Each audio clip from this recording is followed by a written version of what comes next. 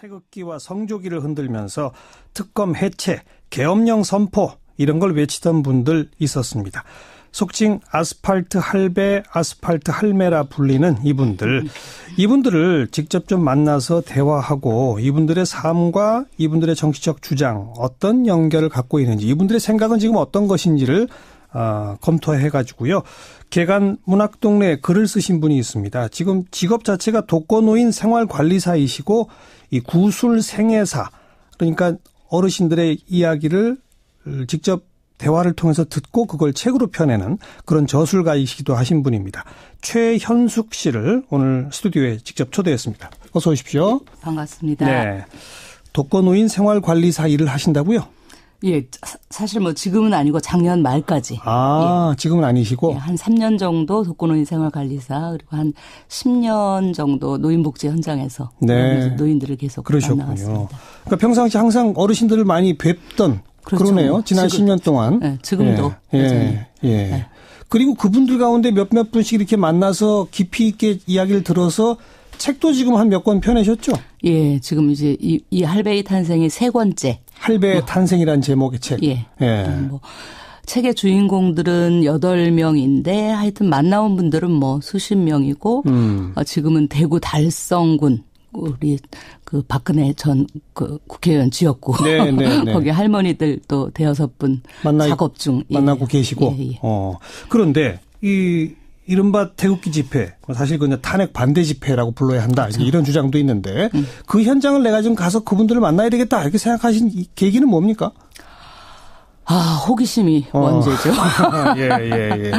그러니까 이해해야 된다고 생각을 했고 그분들이 왜 그럴까가 궁금했던 거예요. 어떤 뭐 싫거나 어쩌고의 느낌 이전에 그런 것들은 없고 사실은 저한테는 없고 그분들이 왜 그럴까 그렇죠. 이해하고 싶고 그 왜 그럴까는 지금의 모습이 아니라 그 살아온 내력들, 그렇죠. 생애 경험들 이런 것들이 중요하고 그것을 통해서 현재를 이해해야 한다고 생각한 거죠. 네. 그래서 몇 번 가셨어요? 그 집회 현장에. 태극기 집회는 뭐 촛불 집회보다 훨씬 많이 갔어요.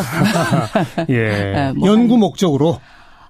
그렇죠. 뭐 연구이기도 하고 뭐 관찰과 기록의 목적으로. 제가 어느 기사를 보니까 카페 박사모에도 일부러 가입하셨다고. 그렇죠. 박근혜를 사랑하십니까? 네. 이렇게만 하면 가입이 돼요. 거기 가입하신 이유는 거기 어떤 글들이 올라오나 이런 걸 보시기 그렇죠. 위해서고. 네, 그렇죠. 좋아요. 바로 단도직입 쪽으로 갑시다. 호기심에 이분들이 왜 이럴까를 알고 싶어서라고 하셨잖아요. 예. 그래, 왜 그러시던가요? 그분들의 삶과 어떤 생각들이 읽혀지고 보여졌습니까? 저는 그분들에 대해서 이해하지 못하는 사람들을 뭐 꼭 젊은 세대라고 이렇게 통칭해버릴 수는 없지만 그런 사람들과는 다른 시대를, 다른 시절을, 다른 상황을 살아오신 분들이죠. 네. 그래서 특히 그분들은 이제 뭐 일제 국가가 계속 위태로웠던 혹은 없었던 상황, 일제와 전쟁, 해방 그리고 좌우 갈등, 전쟁 그리고 이어진 분단. 국가라는 것이 끊임없이 없거나 위태롭고 혼란스러웠던 그 시절을 살아오고 결국 남한 정권을 자기의 정부로 자기의 나라로 선택하게 된 뭐 선택이든 그냥 뭐 그렇게 주어졌든 그 속에서 특히 이제 뭐 가난이라는 빈곤이라는 뭐 그 시대의 어떤 그 경제적 상황도 문제가 됐을 테고 그런 속에서 어쨌든 국가가 절실했던 거죠. 그리고 또 그 시기에 뭐 그 박정희 정권이라든가 뭐 이어진 뭐 전두환 정권도 마찬가지고 군사 독재 정권들이 국가주의라는 혹은 전체주의라는 명목 하에 국가 안보. 특히 분단 상황에서의 국가 안보. 저는 여전히 분단이 지금도 원죄라고 생각을 해요. 한국 사회의 원죄인 측면이 강하다고 생각을 해요. 그렇죠. 그리고 그것과 또 하나는 이제 경제 성장. 이 두 가지 모토로 하는 그 국가의 논리를 끊임없이 그 홍보를 하고 그것으로 그러니까 국민들을 시민이라기보다는 그때는 국민이죠. 국민들을 통합해냈고 강제해냈고 혹은 그들이 가지고 있었던 개개인들의 기억조차도 상당히 왜곡해내고 국가의 기억만을 강제했죠. 그것은 교육이라든가 뭐 다양한 미디어나 뭐 여러 가지 방식으로. 그래서 그런 것들에 노인들이 세뇌되었다고 말하기는 뭐하지만 하여튼 자신의 정체성과 그 국가 지배 세력들의 그 어떤 국가 간 정체성을 동일시할 수밖에 없었던 상당히 그런 그 시절을 살아오신 분들이기 때문에. 그렇죠. 그리고 이제 이분들이 뭐 90년대, 2000년 들어와서 맞이하는 이 시절들은 그분들로서는 그 속도나 효율성을 도무지 감당할 수 없는. 네, 신자유주의, 뭐 IT, 뭐 4차 산업시대, 6차 산업시대 이런 그 어떤 속도나 효율성을 감당할 수 없는 속에서 앞으로 나아가기는 어렵고 이 세대 속에 섞여서 앞으로 나아가기는 어렵고 그러면 이 젊은 세대들이 그분들을 또 이해하려고 했느냐. 그것도 아니고. 이해하지 않고 계속 뭐 그냥 노인네 취급 꼰대 할배 뭐 이렇게 취급만 하면서 그 거리감 속에서 계속 소외되어져 왔던 거죠. 소외감. 네. 그리고 개나마 자신들의 우리가 이제 상징적으로 종려공원이나 태극기 공원을 종려공원이나 파고다 공원을 보자고요. 개나마 그래도 그분들이 나이든 노인들 뭐 대체로는 거긴 남성 노인들이었지만 그분들이 자신들의 문화와 자신들의 사고방식이나 가치관, 목소리 뭐 이런 것들을 거기 모여서 같이 놀았었다고요. 그랬죠. 뭐 어코디언도 하고 뭐 춤도 추고 가끔 소주도 드셨지만 거기를 소위 시민의 공원화한다. 혹은 종려공원의 경우에는 거기를 성역화한다는 이름으로 노인들을 다 몰아냈어요. 이것은 저는 국가가 혹은 시민이 이 노인들을 어떻게 대했나에서 굉장히 상징적인 그 사건이라고 보는데 그런 속에서 노인들은 자기들의 목소리를 낼 공간이 없었던 거죠. 어떤 장소가 없었던 거고 기회가 없었던 거고. 저는 박근혜의 국정농단은 뭐 계기였다고 생각이 돼요. 뭐 계기로서는 아주 너무나 그 농단이 심해서 막중하기는 하지만 어쨌든 그분들로서는 이걸 계기로 그렇죠. 우리 목소리를 좀 내야 되겠다. 그렇죠. 그런 측면이 상당히 많다고 보여져요. 그래서 사실은 제가 태극기 광장에서 태극기 집회에서 본 노인들 역시 왜 여기에 와 있는지는 동일하지 않았어요. 사람마다 달라요. 그렇죠. 사람마다 달랐죠. 뭐 박근혜가 잘못했다. 그렇지만 이런 식으로 몰아내는 건 아니라고 생각한다. 그래도 대통령인데 뭐 그분들로서는 약간 왕과 같은 의미의 뭐 대통령이라는 의미에서 문제는 있지만 그분들의 인식에 문제는 있지만 어쨌든 이런 식으로 가는 건 아니라고 생각을 하고 이렇게 혼란스러운 사회 그리고 더군다나 이렇게 정치가 혼란되는 이거는 막아야 된다. 그래서 나는 탄핵이 만약에 결정된다면 나는 안 나오겠다. 그건 따르겠다. 그렇죠. 어쨌든 좀 사회 질서가 잡혀야 되고, 그렇죠. 사회 질서가 잡혀야 되고, 사회가 통합돼야 되고, 그런 분들도 상당히 있었어요. 그래서 우리가 노인들은 어떻다, 태극기 노인들은 어떻다 하고 이렇게 집단화하고 하는 그리고 어떤 선입견을 갖고 하는 것이 가장 위험하다고 생각이 돼요. 네. 이 관찰하신 기록을 개간지에 쓰신 글의 제목이 모든 밀려난 존재들의 악다구니는 아름답다. 이런 제목을 붙이셨던데 바로 이 밀려난 존재들의 악다구니라는 단어가 지금 쭉 앞에 설명해 주신 이 젊은 세대들의 또 최첨단 뭐 기술 문명의 발단 못 따라가겠고 결국 이제 밀려나는 거죠. 소외감이 있고. 그런데 이분들이 박근혜 이 사태를 계기로 악다구니를 하고 있다. 이렇게 읽으신 거예요? 그 악다구니가 나쁜 의미의 악다구니가 아니라 여지껏 막혔던 입을 그리고 드러내지 못했던 자신들의 존재 이런 것들을 드러내고 소리칠 수 있는 적당한 기회를 잡은 거라고 본 거죠. 그래서 어떤 인터뷰에서는 이걸 그분들의 인정투쟁이라고 부르셨더라고요. 그렇죠. 저는 상당히 인정투쟁의 측면이 강하다고 생각을 해요. 우리 노인들의 생각도 인정해달라. 그렇죠. 생각과 존재 자체.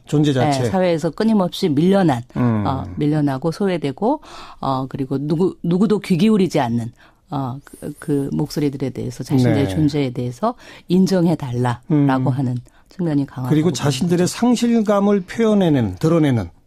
그렇죠. 뭐 본인들은 어떤 의미에서 상실감이라고 생각하지 않을 수도 있어요. 왜냐하면 이분들이 생각하는 박근혜 박정희와 직결되는 존재로 그렇죠. 보여졌기 때문에 예.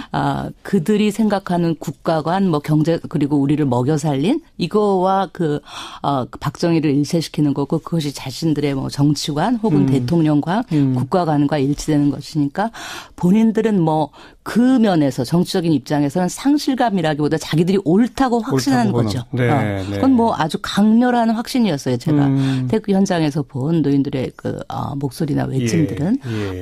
그렇고 이제 상실감이라는 것은 어쨌든 여지껏 목소리를 낼 수 없었던 혹은 이 현대 사회의 신자유주의 사회의 이 속도와 효율성에 적응할 수 없었던 그것은 뭐 나이듦 때문이기도 하고 나이듦으로 인한 여러 가지 밀려남으로 인한 거겠죠. 네. 그런데 본인들은 확신하고 있는 그런 국가 안보, 경제 성장 최우선주의 그리고 나 개인보다 국가를 우선시하는 그렇죠. 뭐 이런 식의 사고 방식이 오늘날 2017년 시대적 상식과 좀 안 맞는다. 이런 생각들은 못 하시는 건가요? 안 하시는 건가요? 뭐 양쪽이겠지만 사실은 이분들에게는 그런 뭐 국가 안보나 경제 성장이 이분들이 살아온 시절로 봤을 때 유년기, 청소년기, 청년기를 통틀어서 그 논리 속에서 사신 분들이거든요. 그러니까요. 평생을. 그렇죠. 그거는 저는 이분들에게 정체성이라고 봐요. 정체성으로. 바뀌지 않는 거군요. 그렇죠. 이건. 그리고 그거는 일종의 또 컴플렉스이기도 하고 분단 속에서의 어떤 레드 컴플렉스. 예.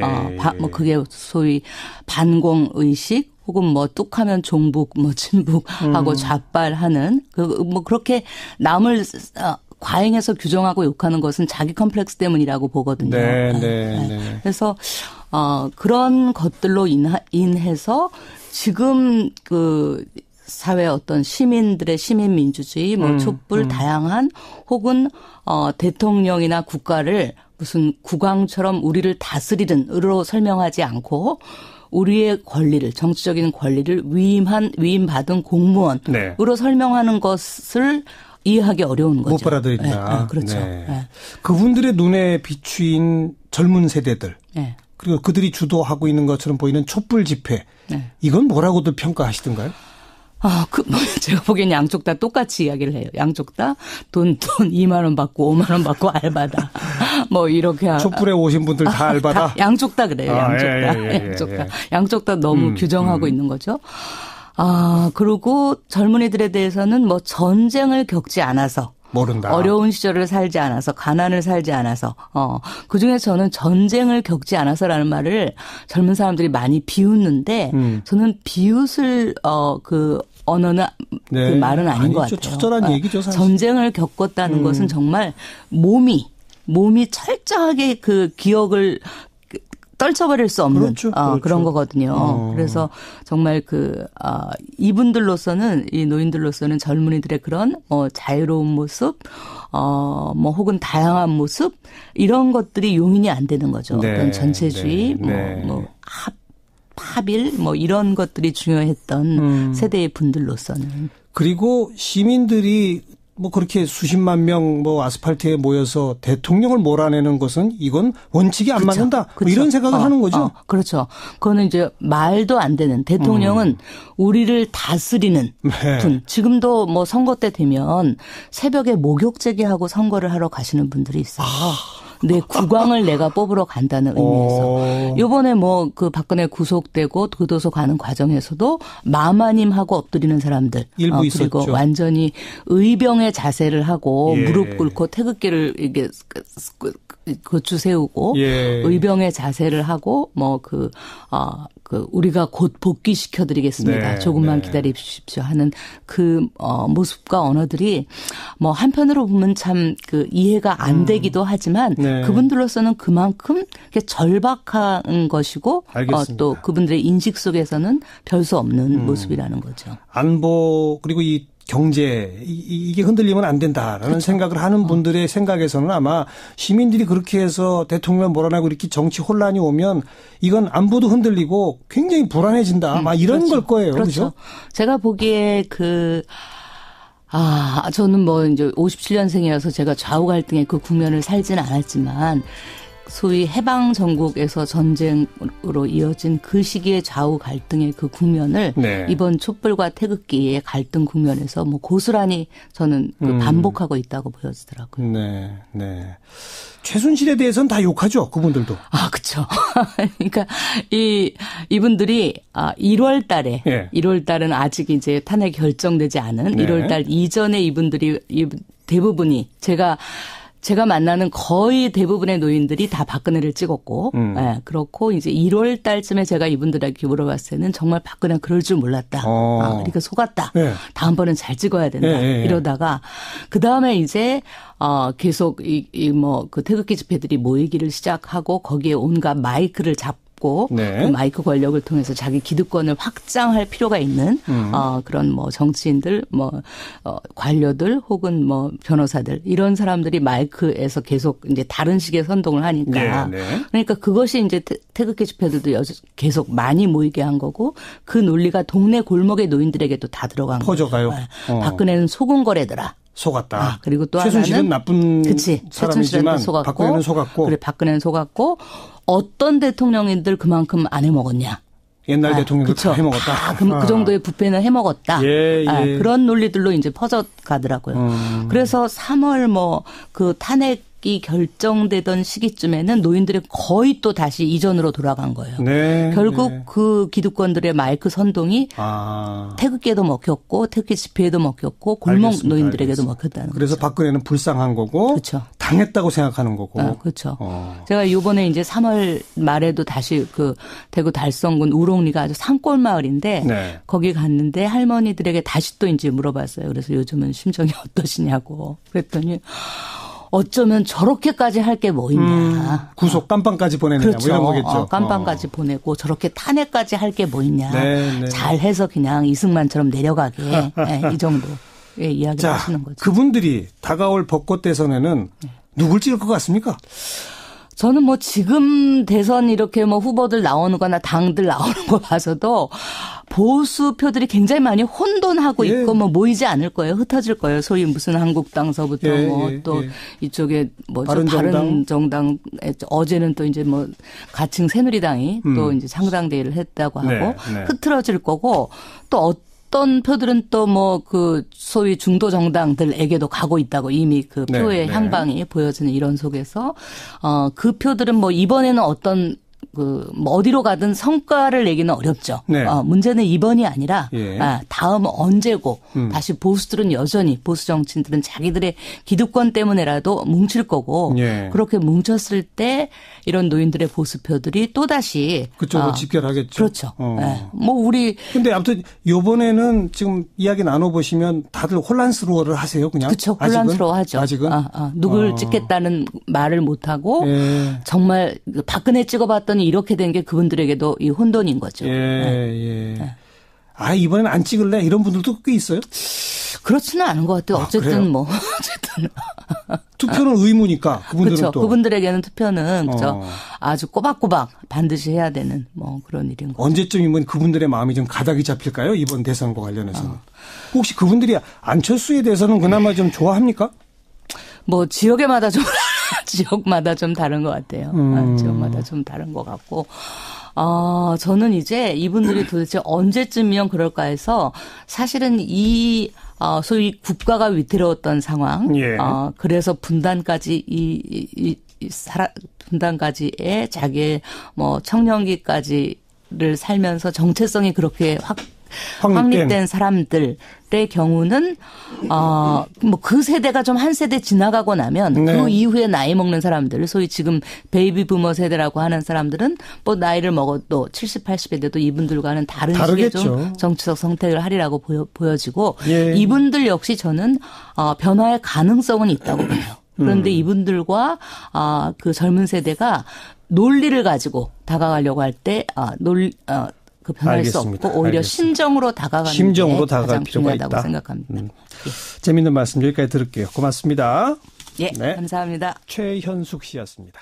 주어졌던 그 속에서 특히 이제 뭐 가난이라는 빈곤이라는 뭐 그 시대의 어떤 그 경제적 상황도 문제가 됐을 테고 그런 속에서 어쨌든 국가가 절실했던 거죠.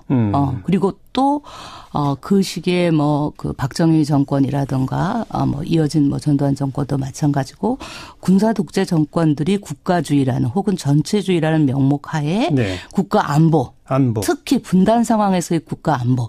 저는 여전히 분단이 지금도 원죄라고 생각을 해요. 한국 사회의 원죄인 측면이 강하다고 생각을 해요. 그리고 그것과 또 하나는 이제 경제 성장.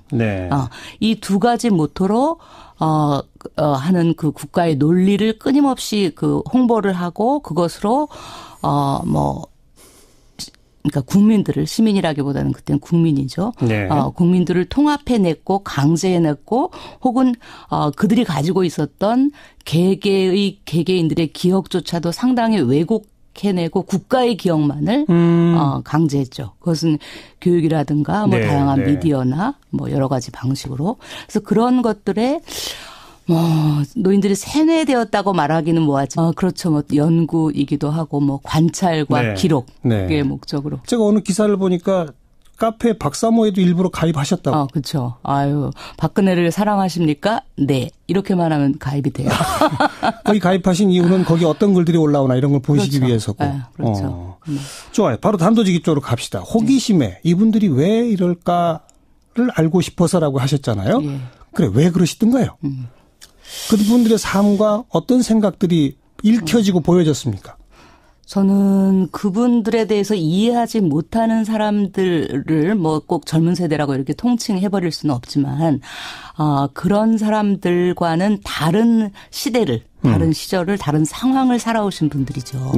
그래서 특히 그분들은 이제 뭐 일제, 국가가 계속 위태로웠던 혹은 없었던 상황, 일제와 전쟁, 해방, 그리고 좌우 갈등, 전쟁, 그리고 이어진 분단. 국가라는 것이 끊임없이 없거나 위태롭고 혼란스러웠던 그 시절을 살아오고 결국 남한 정권을 자기의 정부로 자기의 나라로 선택하게 된 뭐 선택이든 그냥 뭐 그렇게 주만 하여튼 자신의 정체성과 그 국가 지배 세력들의 그 어떤 국가 간 정체성을 동일시할 수밖에 없었던 상당히 그런 그 시절을 살아오신 분들이기 때문에. 그리고 이제 이분들이 뭐 90년대, 2000년 들어와서 맞이하는 이 시절들은 그분들로서는 그 속도나 효율성을 도무지 감당할 수 없는. 신자유주의, 뭐 IT, 뭐 4차 산업시대, 6차 산업시대 이런 그 어떤 속도나 효율성을 감당할 수 없는 속에서 앞으로 나아가기는 어렵고 이 세대 속에 섞여서 앞으로 나아가기는 어렵고 그러면 이 젊은 세대들이 그분들을 또 이해하려고 했느냐. 그것도 아니고. 이해하지 않고 계속 뭐 그냥 노인네 취급 꼰대 할배 뭐 이렇게 취급만 하면서 그 거리감 속에서 계속 소외되어져 왔던 거죠. 소외감. 그리고 개나마 자신들의 우리가 이제 상징적으로 종려공원이나 태극기 공원을 그 종려공원이나 파고다 공원을 보자고요. 개나마 그래도 그분들이 나이든 노인들 뭐 대체로는 거긴 남성 노인들이었지만 그분들이 자신들의 태극기와 성조기를 흔들면서 특검 해체, 계엄령 선포 이런 걸 외치던 분들 있었습니다. 속칭 아스팔트 할배, 아스팔트 할매라 불리는 이분들을 직접 좀 만나서 대화하고 이분들의 삶과 이분들의 정치적 주장 어떤 연결을 갖고 있는지 이분들의 생각은 지금 어떤 것인지를 검토해가지고요. 개간 문학동네에 글을 쓰신 분이 있습니다. 지금 직업 자체가 독거노인 생활관리사이시고 이 구술 생애사 그러니까 어르신들의 이야기를 직접 대화를 통해서 듣고 그걸 책으로 펴내는 그런 저술가이시기도 하신 분입니다. 최현숙 씨를 오늘 스튜디오에 직접 초대했습니다. 어서 오십시오. 반갑습니다. 네, 독거노인 생활관리사 일을 하신다고요? 예, 사실 뭐 지금은 아니고 작년 말까지. 지금은 아니시고? 예, 한 3년 정도 독거노인 생활관리사 그리고 한 10년 정도 노인복지 현장에서 노인들을 계속 만나왔습니다. 그러니까 평상시 항상 어르신들을 많이 뵙던 그러네요. 지난 10년 동안. 네, 지금도. 그리고 그분들 가운데 몇몇 분씩 이렇게 만나서 깊이 있게 이야기를 들어서 책도 지금 한 몇 권 펴내셨죠?